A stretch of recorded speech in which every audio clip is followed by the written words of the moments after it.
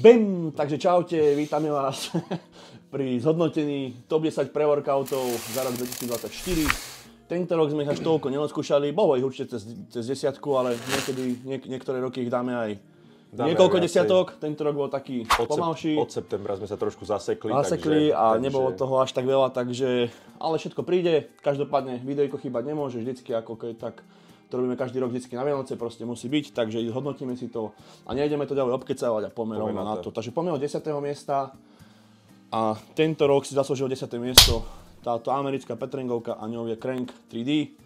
Veľmi dobrá, vlastne všetky recenzie. Nájdete dole. Alebo na profile. Odkazy v profile alebo na našom YouTube kanáli.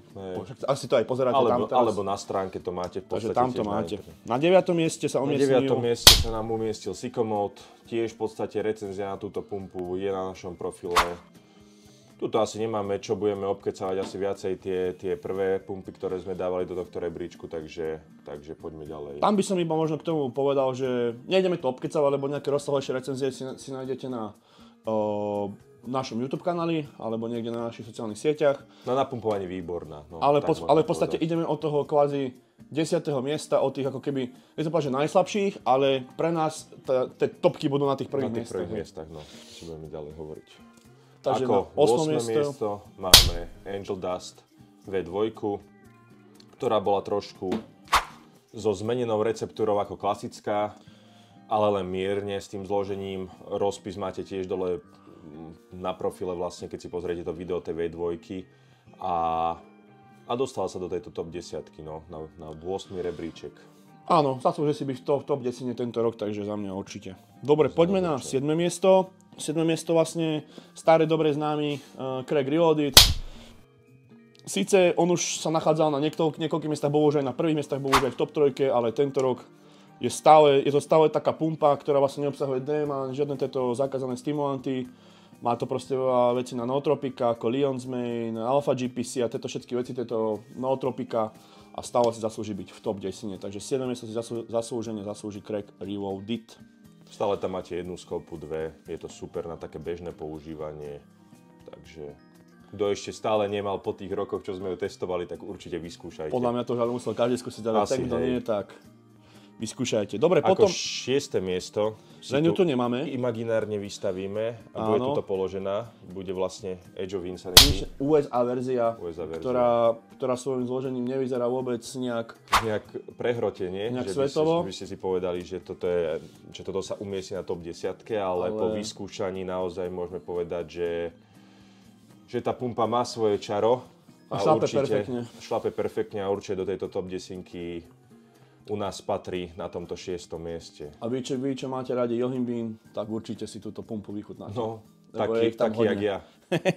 Dobre. No, to sme povedali naraz. To bolo naraz, no. Poďme na top 5. A preto do top 5, lebo toto je dokonca sme vybrali, že bez stimulantovú pumpu, ale je to za nás aktuálne jedna z najlepších pump bez stimulantov, ak nie aj najlepšia. Boha, to sme sa nenacičovali. Vidíte, po tých mesiacoch už ešte je tam spojitosť.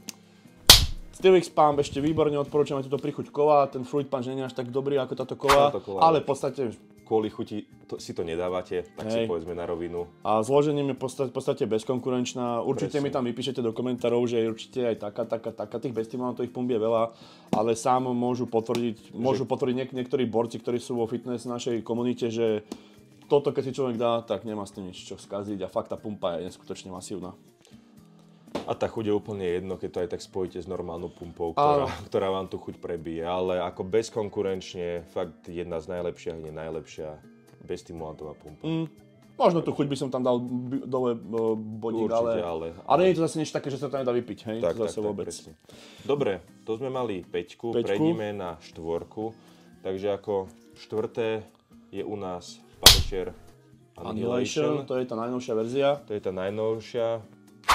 Dosť agresívna, silná pumpa. Fakt, že silná. Preto sme ho nedali akože ani vyššie, ani podobne, lebo ako sme hovorili, no neznamená, že čím vyššie budete v tomto rebríčku, tak tým bude pumpa silnejšia. Presne tak. Lebo môžeme si povedať, že fakt medzi touto top 10 tento Punisher podľa mňa je najsilnejší, ak nie najsilnejší, alebo jedna z najsilnejších určite. Niekomu to môže sedieť, niekomu nie, takže Ale zároveň ako si povedal, nedávame tu, že čo znamená, že to, čo je najsilnejšie a z čoho sa dogrcame najväčší crash, tak to bude samozrejme na jednotke vôbec, tak nedávame.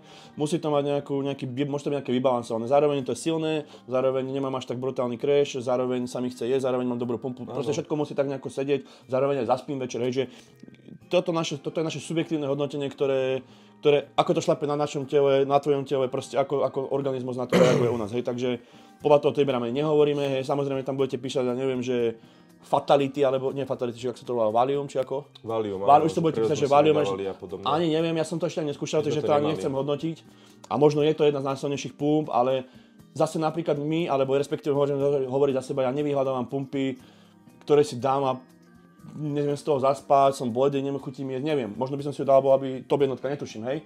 Len isto to budete písať, takže hovorím, aby sme vám vysvetlili, ako to hodnotíme. Takže tak nejako zjednodušenie. Je veľmi silná, crash po nej je veľký samozrejme.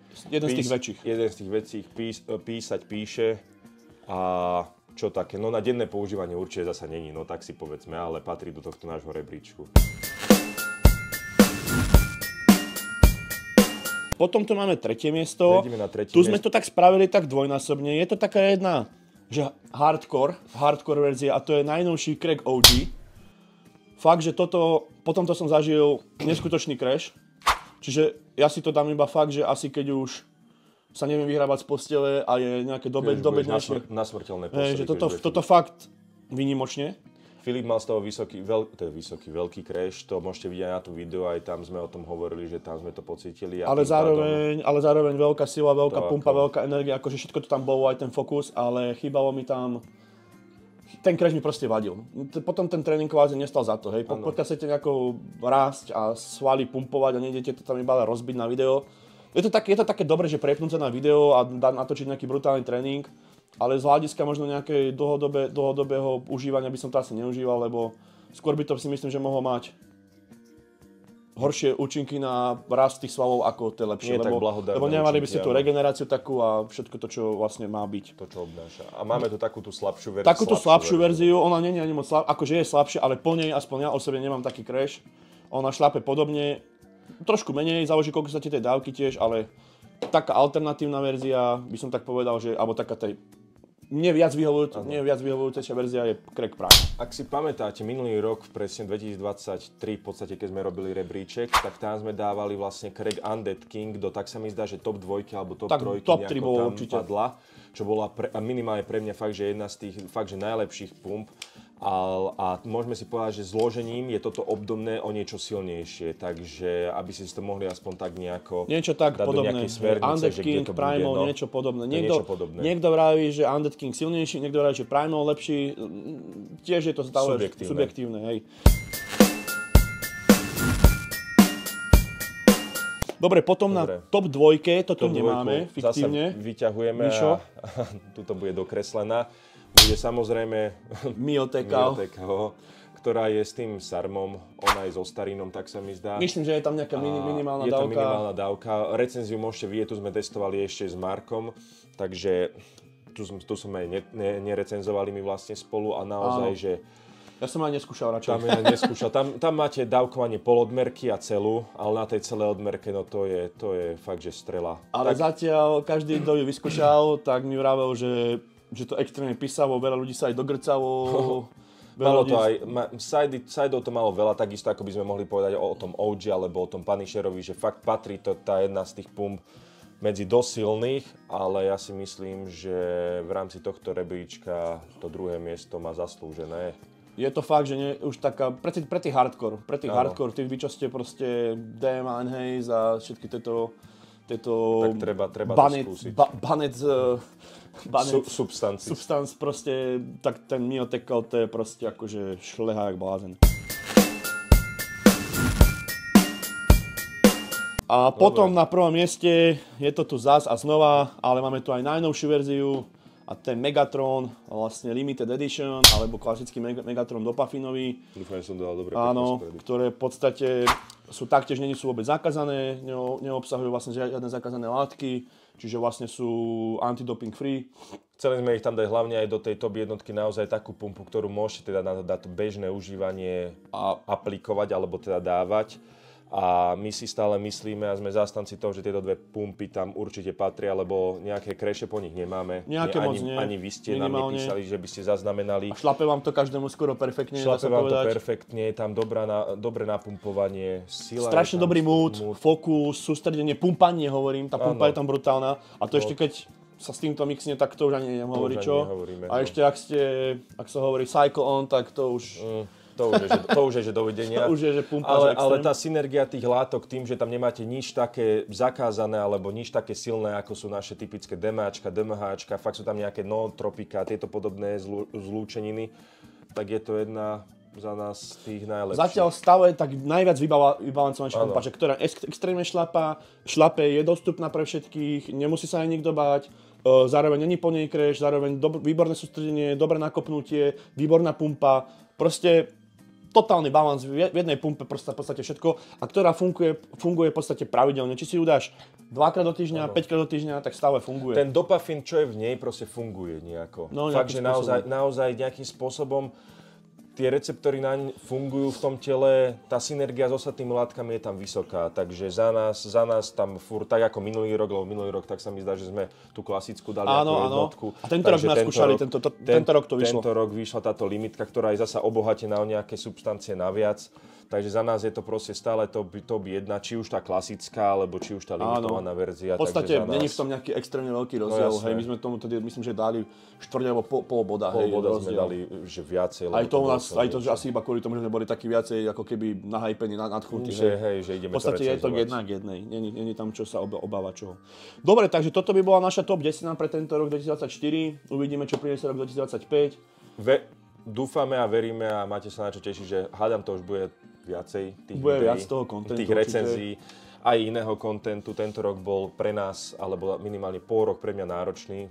Asi pre všetkých. Celkovo. Ale bolo toho veľa, takže budeme sa teraz snažiť zase nakopnúť tieto recenzie. Nech sa máte na čo tešiť, nech vidíte nejaké nové zasa pumpy, či už amerického alebo európskeho žánru, štýlu? No, možno by sme mohli možno trošku už aj ten európsky štýl viacej trošku propagovať a vyskúšať. Uvidíme, odskúšame aj tie značky, že ak to šlápe, samozrejme Amerika chýbať nebude, ale samozrejme môžeme skúšať aj tú Európu.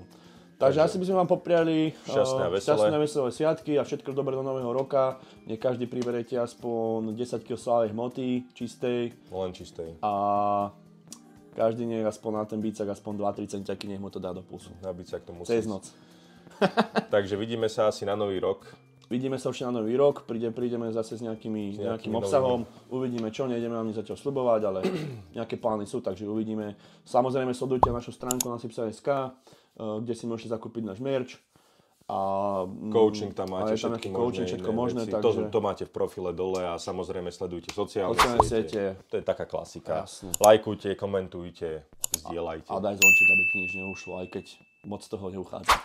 To vám neujde, keď nedáte zvonček, to nám nájdete. Lebo je toho málo zatiaľ, takže tak. Ale samozrejme sa stále snažíme byť nejakým spôsobom aktívni. Či už je to kratšie alebo dlhšie, ale nekončíme, to je dôležité povedať. Tak, neopúšťame sa, takže vidíme sa na ďalšom videu. Čaute. Čaute.